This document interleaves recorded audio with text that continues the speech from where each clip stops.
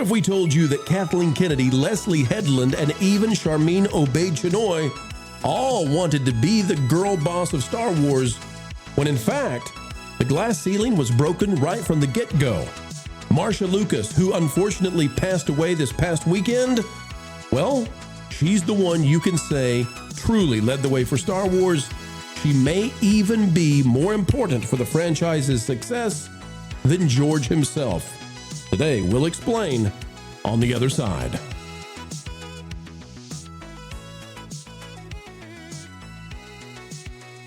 We had some sad news over the weekend, ladies and gentlemen. Click the like button as we dive into this one. It's not happy, that's for sure. But we're going to take this in a direction that I think is going to be interesting. Out of starwars.com, it says Marcia Lucas, 1945 to 2026. You can see her standing there. I think it's interesting they didn't show a picture of her with George Lucas. She is his ex, or he is hers. So, Marcia Lucas, one of 3 editors who won an Academy Award for their work in the original Star Wars film, has died. She was 80. I'll read this briefly from the starwars.com team. It says, Lucasfilm was deeply saddened to learn of the passing of Marcia Lucas. The 80-year-old was one of 3 editors to take home an Oscar for A New Hope. After Lucasfilm's establishment in 1971, production began on George Lucas's newest feature film, American Graffiti. She joined her mentor, Verna Fields, as editor of the film, for which the pair received an Oscar nomination. She then worked with director Martin Scorsese on Alice Doesn't Live Here Anymore and Taxi Driver as Lucasfilm readied Star Wars A New Hope. Now, she is essentially the single, I think, most important person in us having Star Wars today. To whatever degree, we still have Star Wars today. And I frankly, folks, there are lots of reasons to be mad in this world. There are plenty of reasons. And so I don't want to give you another reason to be mad. But I will tell you that it's disappointing to me that she passes away. And at the time she passes away, Star Wars is at its lowest point I've ever seen. What really frustrates me, though, Lauren, I want to go to you on this first, is that Marcia Lucas is essentially the woman from the beginning of Star Wars who made it possible for the franchise to exist. She went in and she edited what was a disaster film for George, fixed it up, made it worthwhile, and saved the entire thing. We could go through the list. I'll let you go through the list, Lauren. You know the stuff. I want you to talk about things like the Force, though, and what she did there. But then that's not all. She came back and saved it again, and then things, she wasn't there anymore, and things began to go off the rails a little bit. So, Lauren, Kathleen Kennedy wants us to believe that she was the most important woman in Star Wars. Leslye Headland was telling us she was going to finally, be the girl that put Star Wars on the map. They all ignored Marcia Lucas. They want to say her name. How important was she? Incredibly important. I think it's important to recognize that we wouldn't have Star Wars as a saga without A New Hope first. And A New Hope was an absolute dumpster fire disaster, which is why George almost had a heart attack while making it. ILM was really a bunch of, in a way, college frat boys who were very good at what they did, but also there was sort of a relaxed atmosphere about trying to get the effect shots done. They had spent millions of dollars without having a single shot done by the time Lucas got back from London from shooting there, which was its own kind of disaster as well. And George was shooting largely in kind of a documentary style. He wanted to have the movie appear as though it were shot naturally by somebody who just happened to be there for the scenes. But he's not a guy who's known for real human warmth. And so what Marcia brought to the table was, first of all, she humanized the characters in a lot of ways and recognized that she needed to look for the best cuts that showed people showing a little bit of warmth, a little bit of tension between them, chemistry. And also she was the one person that could tell George no. When he had a bad idea, she could actually rein him in a way that I don't think anybody else at that time could.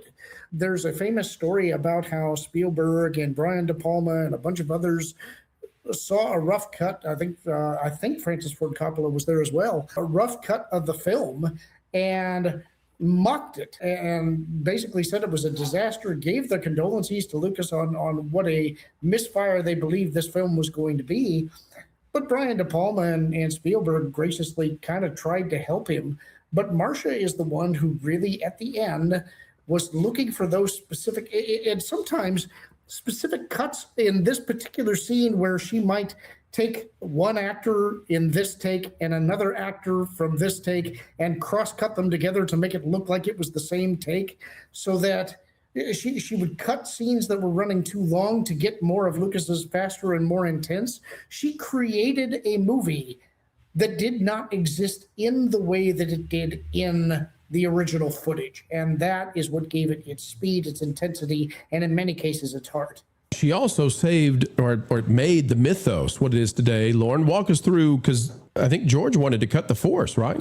Well, there was a thought about it, and I've heard differing things about this. I am not as solid on this position as I would be about some others.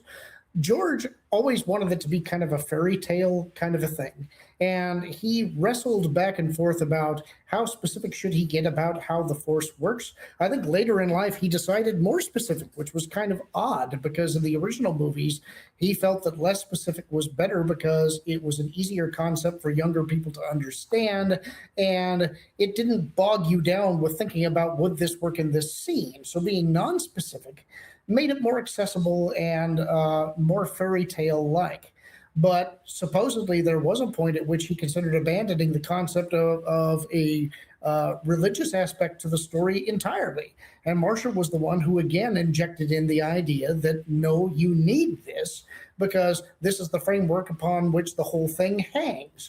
So if that story is true, then Marcia is responsible for resurrecting the Force in the story as well. Lauren, is it also Marcia who had Obi-Wan die in A New Hope? That I don't recall. That is a possibility. I know that is something that kind of caught Alec Guinness by surprise because originally that was not how it was originally going to go. But there did come a point in the filming where there was a realization that this character was just hanging around with nothing much more to do, and they needed something to motivate Luke to really commit to the fight against the Empire. And out of that came Obi-Wan's sacrifice, and also sort of an awkward conversation with Alec, although later on I think he probably approved of that decision, although disapproved when he realized he would still have to appear as a ghost in the remaining two films. Right, and we're not even sure. He may have, when he says use the Force, that I think was also done in the edit, right? Yes, yeah. That was something that came in. And that's her again. Yeah, the final push that gets you to turn off the targeting computer and blow the Death Star, as it were. Wiz, one of the things that's amazing to me is just how phony people like Kathleen Kennedy and Leslye Headland have been trying to take the claim, that they are breaking the glass ceiling of Star Wars, that they are doing what no woman has done before. And you never, like in the last 10 years, you never heard anything from Lucasfilm, not a squeak, not a peep about Marcia Lucas, who may be the most important person in the history of Star Wars for it existing today. It may have been a one-off film that was a disaster film, if not for her.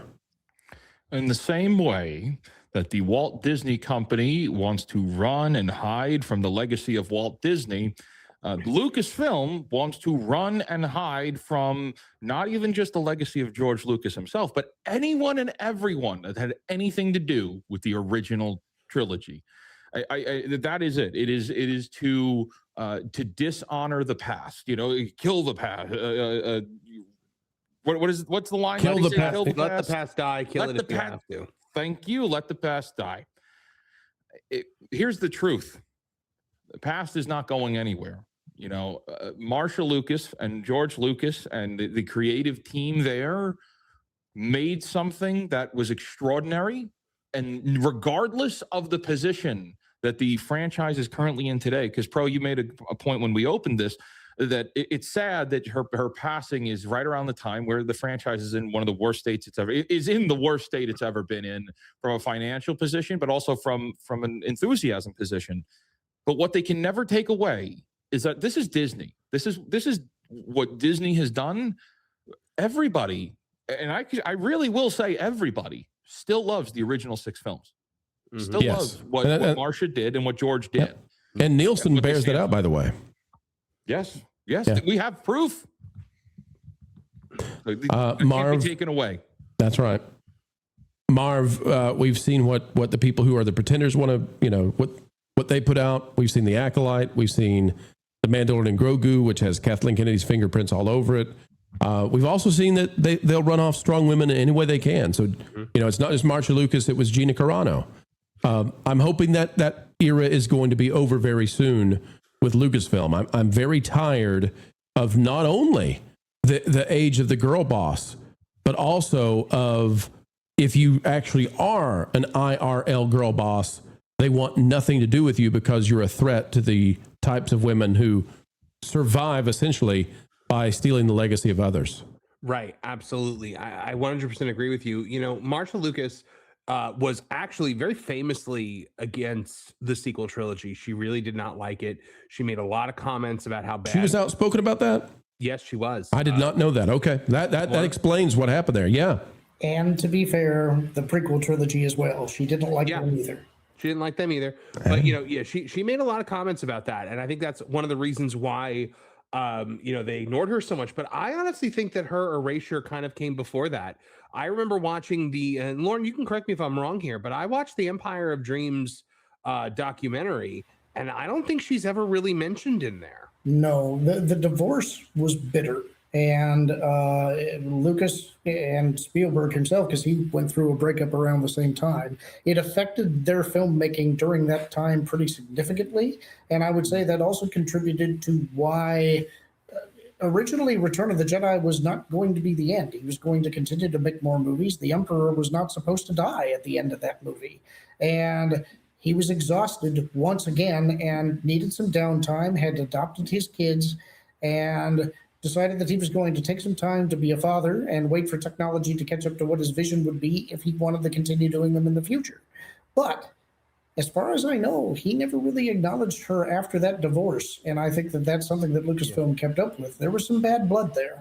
Absolutely. But you know what? Like, it still makes my blood boil when you have people like Charmin Obaid-Chinoy up there on stage being like, and it's about time that a woman shaped the galaxy far, far away. Never mind the fact that a woman had already been doing it for 10 years at that point. Since the beginning. But a woman had also done it long beforehand, and none of you give her flowers. So shame on everyone at Lucasfilm, and a big bucket of rest in peace for Marcia Lucas, because we would not have the Star Wars that we love if we didn't have Marcia Lucas. That's right. Folks, you know, we don't know how this video will do. This is one of those where we decided it was the right thing to do.